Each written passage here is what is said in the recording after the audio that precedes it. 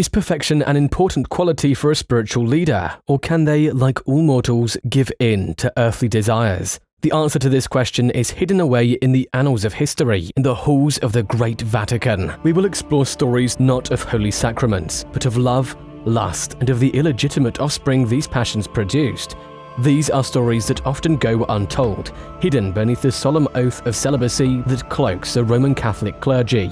Yet few men of the cloth fathered not just spiritual children, but flesh and blood offspring, their secret lives whispered about in hushed tones. As we journey through the centuries, we'll encounter stories of scandal, power, and surprisingly, love for family, testing the boundaries of what we think we know about the most symbolic spiritual fathers of history.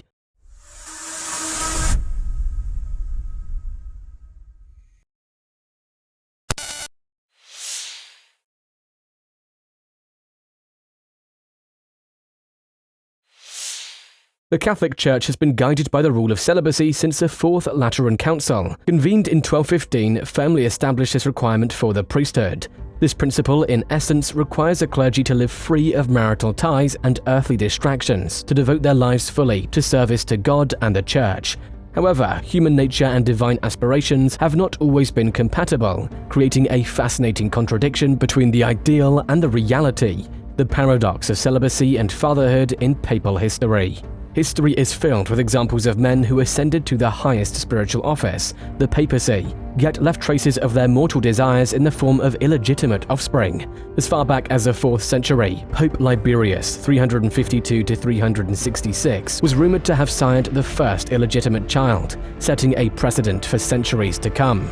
In the years following, men such as Pope Alexander VI and Pope Julius II and others left permanent imprints on history, not just through their spiritual leadership, but also through the bloodlines they mistakenly established. As we pull back the curtain of secrecy moving forward in this video, a captivating narrative unfolds, filled with instances that stretch our understanding of the papacy. This fascinating tale of love, lust, power, and devotion promises to challenge perceptions and expose the unholy truth associated with papacy.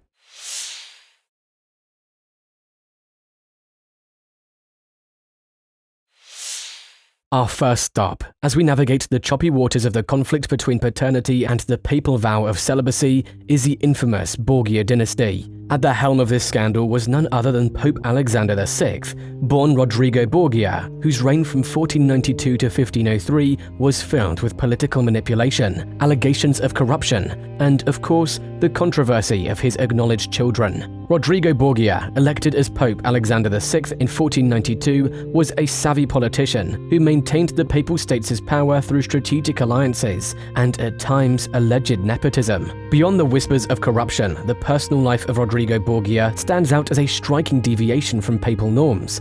His relationship with Vannozza dei Cattanei, resulting in 4 children, occurred prior to his rise to the papacy, forming an intricate prelude to his controversial reign. Each of his children was shaped by their father's spiritual mantle and his human failings. His first son, Cesare Borgia, was born in 1475 and, initially destined for a religious path, discarded his cardinalship to spearhead a military career.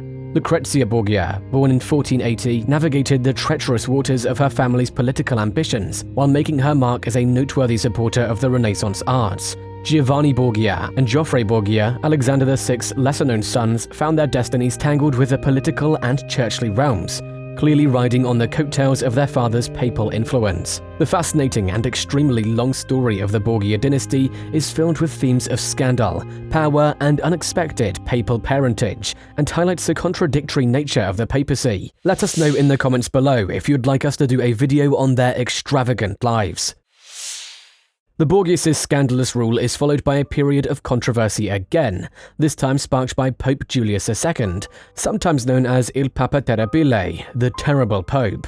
Julius II, originally known as Giuliano della Rovere, ascended the papal throne in 1503 and his rule till 1513, as characterized by a passion for Renaissance art, fierce territorial ambitions, and another surprising instance of papal paternity. Giuliano della Rovere, before putting on the papal tiara, had a liaison that resulted in an offspring. His daughter, Felice della Rovere, is one of the most well-documented illegitimate children in papal history. Born in 1483, Felice had a life that mirrored the power and intrigue of her father's. Felice was publicly recognized by Julius II, a move that created quite a stir in an institution built upon vows of celibacy. This acknowledgement was not just symbolic, he also provided her with financial support, indicating his firm commitment to his paternal responsibilities, despite their extreme inconsistency with his papal vows. This public recognition of his biological daughter was seen as a controversial act, leading to questions about the sanctity of the celibacy vow and Julius II's adherence to it. Critics saw this as another troubling instance of popes blatantly disregarding the celibacy mandate, further deepening the rift between idealized papal conduct and reality.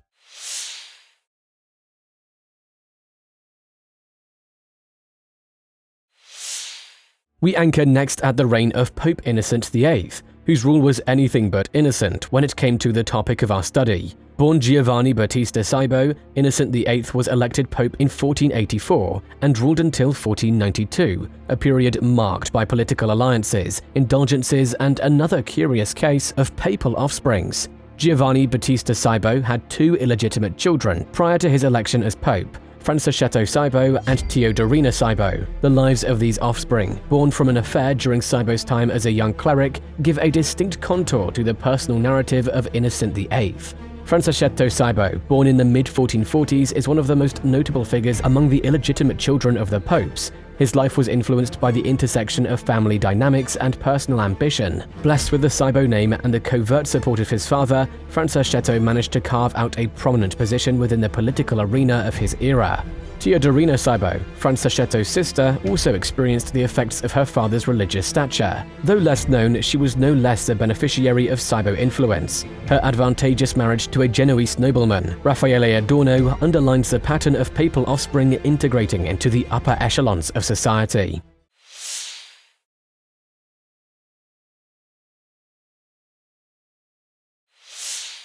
Pope Paul III was known to the world before his papacy as Alessandro Farnese.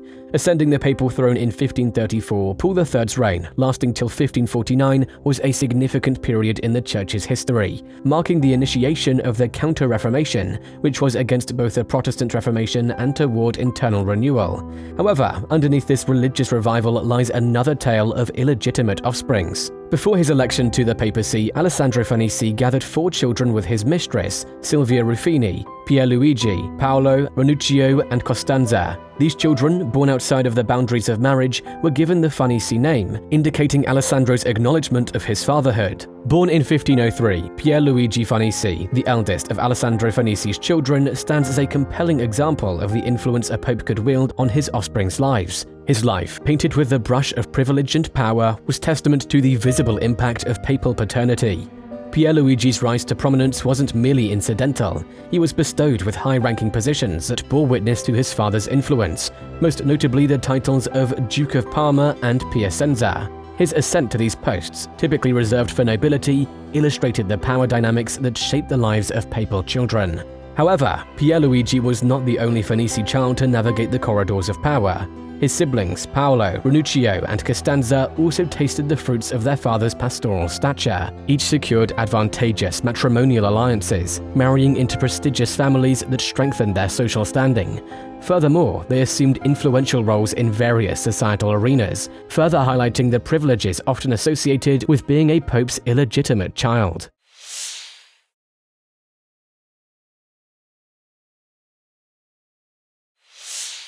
Occupying the papal throne from 1523 until 1534, Clement VII's reign was notably marked by the sack of Rome and the English Reformation.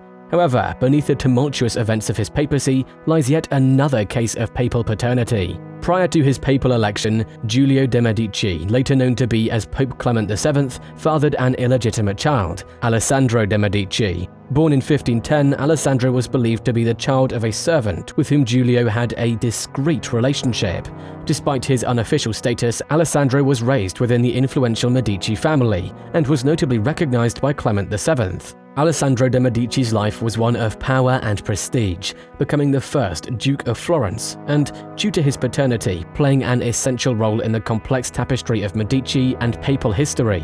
His existence served as another example of a pope's illegitimate child rising to prominence, facilitated by familial influence and strategic alliances.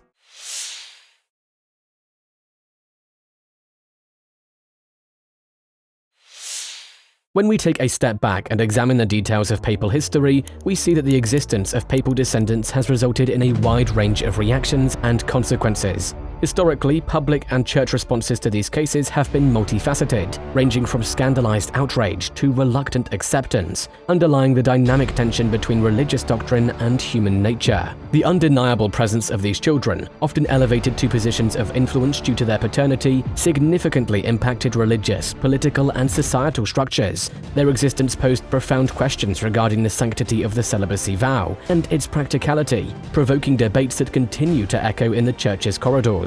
Politically, their lives intertwined with power dynamics, and many, like Alessandro de' Medici and Francesco Saibo, leveraged their papal lineage to secure positions of power.